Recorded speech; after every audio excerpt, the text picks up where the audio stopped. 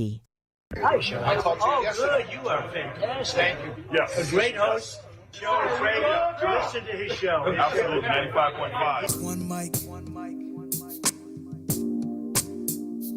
All I need is one mic. That's all I need. Hey, Shelly with the show, live, local, topical, and relevant. Welcome to Monday, ladies and gentlemen. Magic Mike, no interruptions this week. All week long, we're here every single day, all the way through. So we are very excited about that, ladies and gentlemen. Let's get right to it. My sister girl, MTG, Marjorie Taylor Greene, was on 60 Minutes this past Sunday with Leslie Stahl. So this is what I did. Excuse me. This is what I did. I couldn't peel myself away from that game. That the 4 o'clock game was winding down. The Chiefs came on at 8, but this was 60 Minutes. Normally, I would peel myself away from the 4 o'clock game. I could not peel myself away. So I said, you know what? I'll wait for it to drop on YouTube, and then I'll go watch it in its entirety. And that's exactly what I did. So what I'm going to do is play clips from the interview, right? And then break it down what I thought. So let me start off by saying I believe that my sister girl, MTG, killed it. Absolutely killed it. No questions. Killed it. She did very well. Very, very well. Let's play that first clip. This is where Leslie Stahl asked, why did you quit, I think? About threats, right. Why she basically why she dropped out, why she resigned. You decided not to stay and fight. You decided to give in. After President Trump called me a traitor, I got a pipe bomb threat on my house, and then I got several direct death threats on my son. On your son? On my son. You say the president put your life in danger. You blame him. You say he fueled a hotbed of threats against me, and that you blame him for the threats against your son. The subject line for the direct death threats on my son was his words, Marjorie Taylor Greene. Those are death threats directly fueled by President Trump. I told him, I told J.D. Vance, I told them all, sent those directly to them. Response? J.D. Vance replied back to me, we'll look into it. I got response back from President Trump that I will keep private, but it wasn't very nice. Give us a hint of what the president said. It was extremely unkind. Her life is in danger? Who's that? Marjorie Taylor Greene, she says. Marjorie Taylor Greene. I don't think her life is in danger. Frankly, I don't think anybody cares about her.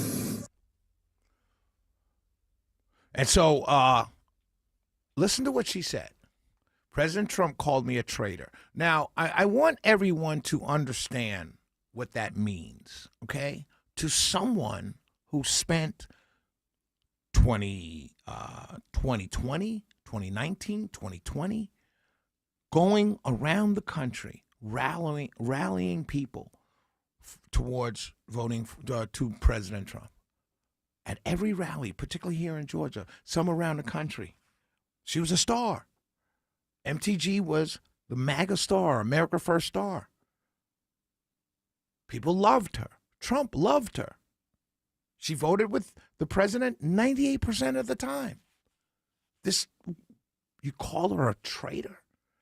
You don't say, oh, I disagree with Marjorie Taylor Greene. You know, we're friends, but I disagree with her on the Epstein thing, or I disagree with her on America First, or focusing on domestic issues. I disagree. No, you called her a traitor.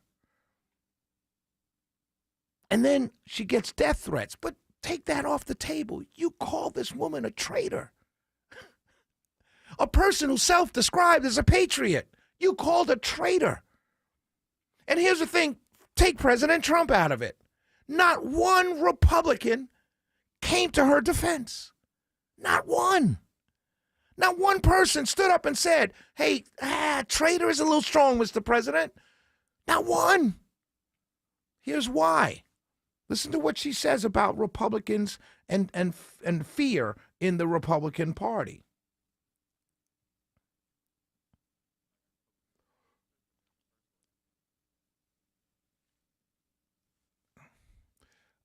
So here's the problem, ladies and gentlemen. I record these things, and then I forget what I named them. Play anyone. Go ahead. Right, Georgia?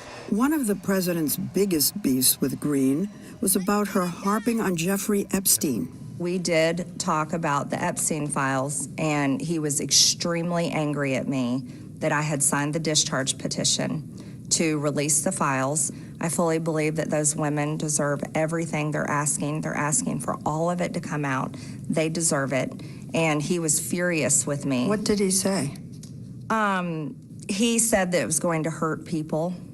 I had asked him, these women are the ones that were hurt. They were raped at 14. They were raped at 16. I watched them stand in front of the press trembling, their bodies shaking as they were telling their stories, many of them for the first time. And I had told him, I said, you know, you have all kinds of people come in the White House. Have these women come in the White House. These women deserve to be heard. He said to you, people will get hurt. People will get hurt. I don't know what that means. I don't know who they are. So you heard her talk about the women. That's what she was focused on, right? And understand this. It goes beyond the women, right? Beyond the women. You're talking about a woman who went on the campaign trail talking about the Epstein files. This is something, you know, you talk about the conspiracy theory of conspiracy theorist Marjorie Taylor Greene. Well, this is what she's been screaming about. All of a sudden, she has the power, she has the presidency, she has the Senate, and she's saying, hey, release these things. I've been telling my people that we want to release it. My people have been telling me, hey, when are the Epstein files dropping? And all of a sudden, you're like, we don't know. Nothing here. So she's saying, well, what about the women? Okay, maybe you don't want to know the truth, but what about these women who've been waiting for this? And again, not even MAGA women stood up for her after screaming about it for 3 years. So you're called a traitor, you ran on doing something, and then they stop you from doing it. And then they get mad at you for signing the petition. Understand that, ladies and gentlemen. Understand everything. Get out of your feelings. You remember? Facts over feelings. Get out of your feelings and understand the timeline. You get called a traitor. You made a promise to the people that elected you, and then they backtrack on the promise, meaning the Republican Party. And they get mad at you for backtracking on the promise you made to your voters who are telling you, hey, we want these files released. Here's the next clip. She started publicly criticizing him in May on one issue after the next, accusing him of betraying his MAGA America First promises. You went after his, I think you said, trying to entangle us in foreign wars. You said Air Force One should be parked, no more foreign trips. For an America First president, the number one focus should have been domestic policy, and it wasn't. The number one, for an America First president, the number one issue should have been domestic policy. Can anybody honestly, I don't care what you think about Marjorie Taylor Greene, can you honestly argue with that logic? To an America First president, domestic policy should have come first. And so, of course, I was critical because those were my campaign promises. Once we fix everything here, then fine, we'll talk to the rest of the world. Those are my campaign promises. I went around, so follow the logic here. I went around the country saying, hey, vote for Mr. President Trump, vote for President Trump, MAGA, MAGA, MAGA, America first, vote for President Trump. We're going to take care of your pricing, your food prices. We're going to bring down prices. We're going to do all the things for you, the voter, vote for President Trump. And then nothing, she says. According to her, it's all foreign policy. And she's saying if you're an America First president, focus on domestic policy. She said in her resignation video that the president has gone establishment, forsaking the base and her. If I am cast aside by the president and the MAGA political This is from her speech, and her replaced by resignation speech. neocons, big pharma, big tech, military-industrial war complex, foreign leaders, and the elite donor class. Are you saying that the president now is siding with those establishment powerful people and against MAGA? He passed a crypto bill that helped out all the crypto donors. Check. He has served Israel's interest, even attacking Iran. Check. He has served Big Pharma. He didn't Check. take away the COVID vaccines that we want to see taken away. So those are the areas that are still getting everything they want, while the people, we're still out here saying we want to see action on areas for the American people, not for the major industries and the big donors. Boom. Boom. Boom. You know what she's saying? And I know some of you won't hear it, but what she's saying, she's speaking the same language that President Trump spoke when he came down the Golden Staircase in 2015. She's speaking, 2015, the same language. The government's focused on the big companies, the oligarchs, the elites. That's the language he spoke. She's true to who she is and always has been. And so taking President Trump out of it, you can argue with what he's doing. Let's forget that for a second. If you're a Marjorie Taylor Greene supporter, or at least you were 2 months ago, a month ago, you need to still be on her team because she's speaking the exact same language she spoke when she first ran. And that you listened to and you loved.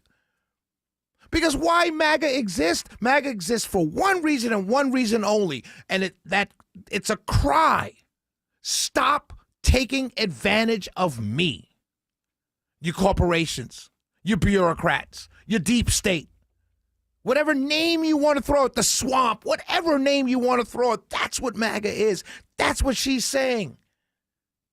And what scares me so much is the speed at which people turned on the very person that spoke just like they did. Shelley Winter Show. We'll be right back.